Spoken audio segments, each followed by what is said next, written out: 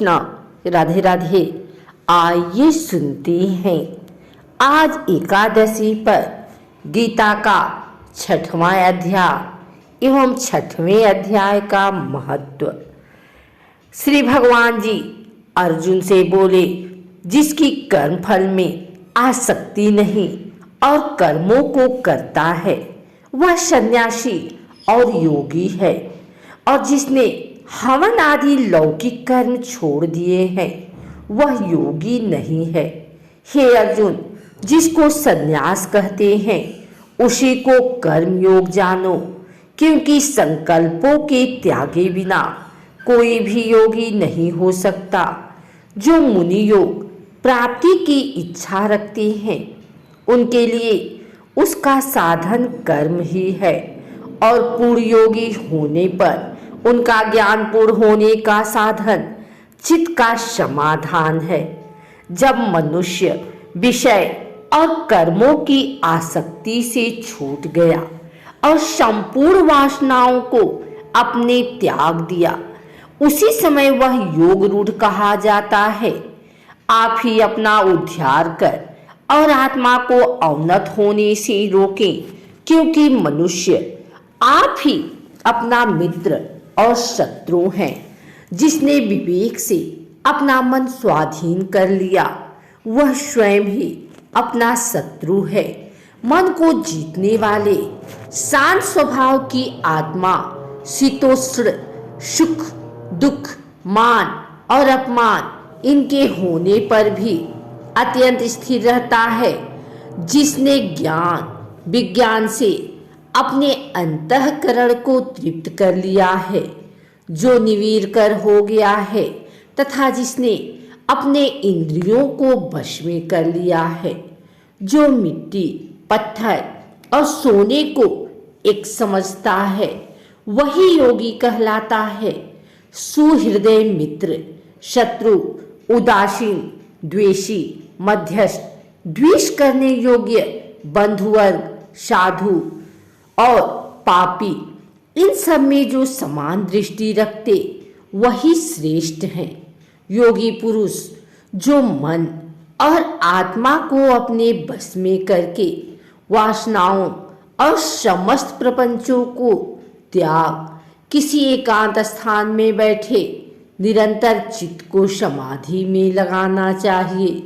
योगी निर्मल स्थान में पहले कुछ, उसके ऊपर मृगादिकों का चर्म और उसके ऊपर वस्त्र बिछावे। स्थान ती तो बहुत ऊंचा न बहुत नीचा हो, उसी पर मन को एकाग्र करके चित्त इंद्रियों को रोककर बैठना चाहिए। आत्मा शुद्धि के लिए योग करना चाहिए।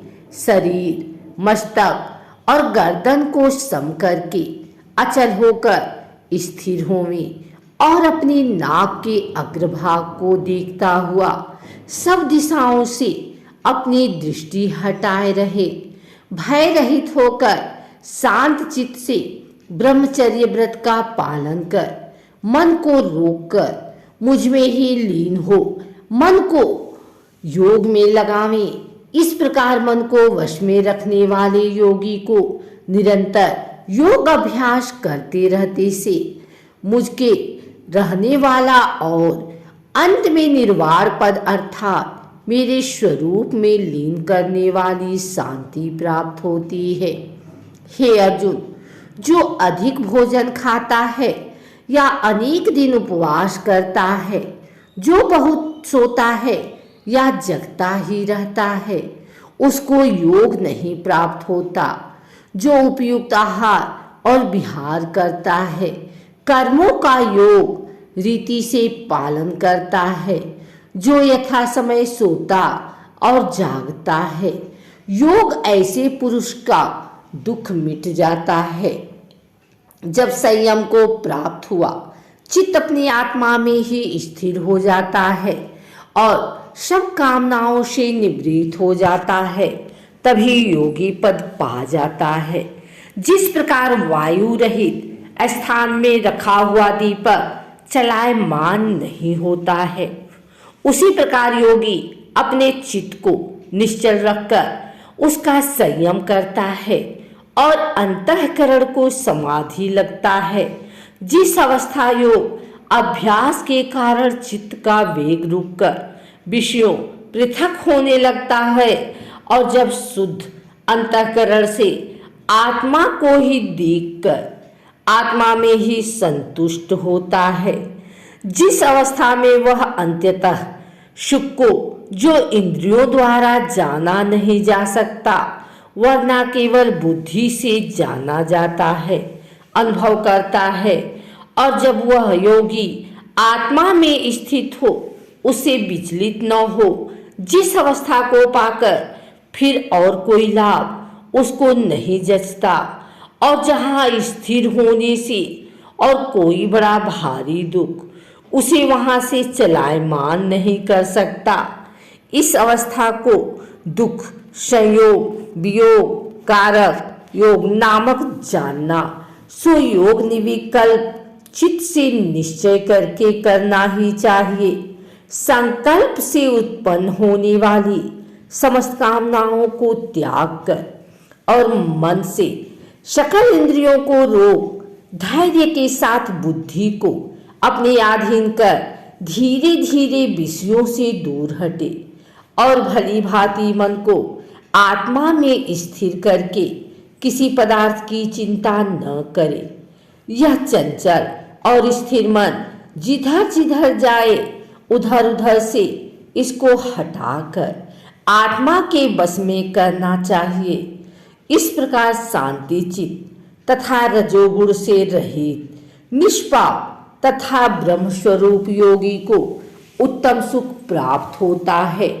इस रीति से निरंतर योगाभ्यास करने वाला योगी समस्त पापों से छूटकर सहज ही उस परम सुख को पा लेता है जो ब्रह्मा के संयोग से प्राप्त होता है। जिसका मन योग में स्थिर हो गया है उसकी दृष्टि भी सर्वत्र समान हो जाती है। वह सब प्राणियों में अपने को और अपने में सब प्राणियों को देखता है।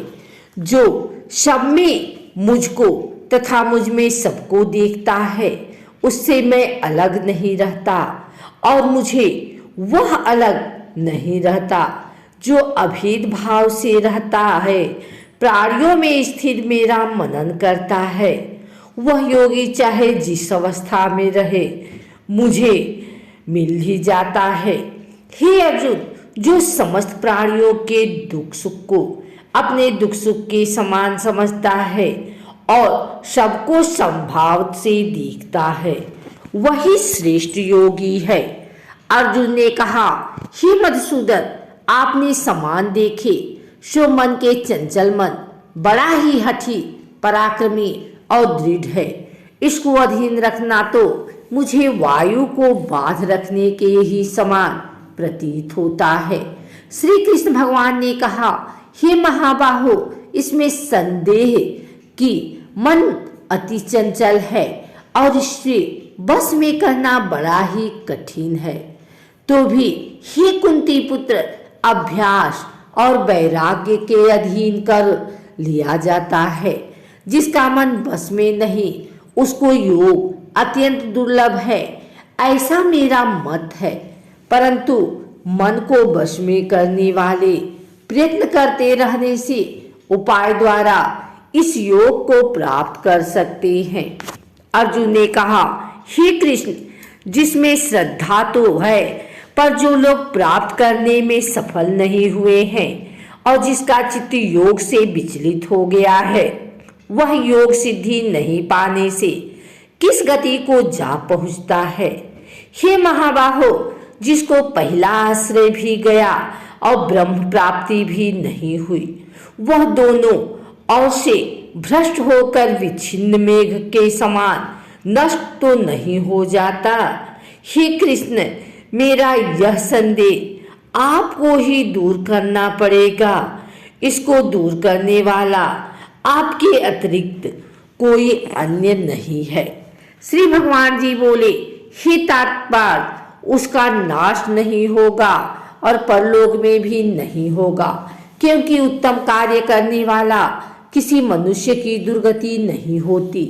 वह योग में असफल मनुष्य बहुत दिनों तक पृथ्वीवानों को प्राप्त होने वाले लोकों में वास करता है और वहां से फिर किसी पवित्र और धनवान के घर में जाकर जन्मता है, अथवा वह बुद्धिमान योगियों के ही कुल में जन्म पाता है। इस प्रकार का जन्म पाना भी इस लोक में बड़ा ही दुर्लभ है। हे कुरुनंदन, हे योगियों के वश में जन्म लेकर पूर्व जन्म के बुद्धि संस्कार अर्थात आत्मा ज्ञान को पता है और उससे अधिक सिद्धि के लिए यत्न करता है। पूर्व जन्म में किए गए योगाभ्यास के बल से अनेक विघ्नों के पड़ने पर भी वह मोक्ष को प्राप्त होता है। योग को यदि केवल इच्छा हो तो पुरुष शब्द ब्रह्मा के परे जा पहुंचता है। बड़े श्रम और यत्न से जो योगाभ्यास करता है वह पापों से शुद्ध होकर अनेक जन्मों में परिश्रम करके सफल होता है और परम गति को पाता है। बड़े बड़े तपस्वियों से योगी श्रेष्ठ है, ज्ञानियों से भी योगी श्रेष्ठ है। इसलिए हे अर्जुन, तुम योगी बनो। केवल मुझ में मन लगाकर मेरी प्राप्ति के लिए जो मेरा भजन करता है उसको समस्त योगियों के मध्य में मैंने अत्यंत श्रेष्ठ माना है। आइए सुनते हैं गीता के 6ठे अध्याय का महात्म्य। श्री भगवान बोले, हे लक्ष्मी, 6ठा अध्याय महात्म्य सुन। गोदावरी नदी के तट पर एक नगर था। वहां एक जन श्रुति उड़ते उड़ते आ निकले। उसमें से एक बैठता ही उतावला उड़ गया। तब नगर के पंडितों ने कहा, हे हंस, तू ऐसा उतावला उड़ा है, क्या तू राजा जनश्रुति से आगे ही स्वर्ग को जाना चाहता है? तब उन पक्षियों में जो सरदार था उसने कहा, इस राजा से भी एक रैयक मुनि श्रुति श्रेष्ठ है। वह बैकुंठ का अधिकारी होवेगा। बैकुंठ लोक स्वर्ग से ऊंचा है। जब यह वार्ता राजा ने श्रवण की तब मन में विचार करी कि मेरे से उसका पुण्य होवेगा जिनकी यह हंस स्तुति करते हैं। ये विचार के कहा, उसका दर्शन करिए। राजा ने सारथी से रथ मंगवाकर सवारी करी। प्रथम बनारस श्री काशी जी में जाकर गंगा में स्नान किया, दान किया और महाराज का दर्शन किया। फिर लोगों ने पूछा, यहाँ कोई रैयक मुनि भी हैं? लोगों ने कहा, नहीं। तब राजा दक्षिण दिशा को गया, द्वारकानाथ को परसा, वहां स्थान स्थान पर दान किया। लोगों से पूछा, यहाँ कोई रैयक मुनि है? उन्होंने कहा, नहीं। तब राजा ने पश्चिम दिशा को गया, जहाँ तीर्थों पर जावे, वहां जाकर दान स्नान कर रैयक मुनि को पूछे। फिर राजा ने उत्तर दिशा को जाकर बद्रीनारायण जी निकले, वहां राजा का रथ चले रहे। तब राजा ने कहा, मैंने सकल धरती की प्रदक्षिणा करी है, किसी स्थान पर रथ नहीं अटका। यहाँ कोई ऐसा पुण्यात्मा रहते हैं जिसके तेज से मेरा रथ नहीं चलता। तब राजा रथ से उतर कर आगे चला। देखे तो एक पर्वत की कंदरा में अतीत बैठा है। उसके तेज से बहुत प्रकाश हो रहा है, जैसे सूर्य की किरणें होती हैं। तब राजा ने देखते ही कहा, यह रैयक मुनि होगा। राजा ने दंडवत कर चरण वंदना करी, हाथ जोड़ लिया, स्तुति की। तब रैयक मुनि ने राजा का आदर स्वीकार किया और कहा, हे पृथ्वीपति, तू 4 धाम का पालन, धर्म के साधनहारा है, तू पुण्यात्मा है। तब राजा ने मुनि से पूछा कि आपका तेज ऐसा किसके बल से है? तब मुनि ने कहा है, हे राजन, मैं नित्य प्रति गीता जी के 6ठे अध्याय का पाठ करता हूँ। इस कंदरा में इसी का उजाला है। यह सुनकर राजा ने अपने पुत्र को बोलकर कहा, हे पुत्र, आज से तू राज्य कर, मैं तीर्थों को जाता हूँ। इतना कहकर राजा ने राज्य त्याग दिया। रैयक मुनि से 6ठे अध्याय गीता जी का पाठ करने लगा। इस पाठ के प्रताप से राजा कई वर्ष बीत गए। एक दिन प्राणायाम करके दोनों ने देह त्याग दिया। स्वर्ग से विमान आए, जिस पर बैठकर बैकुंठ को गए। श्री नारायण जी कहते हैं, हे लक्ष्मी, यह 6ठे अध्याय का महात्म्य है जो तूने श्रवण किया है।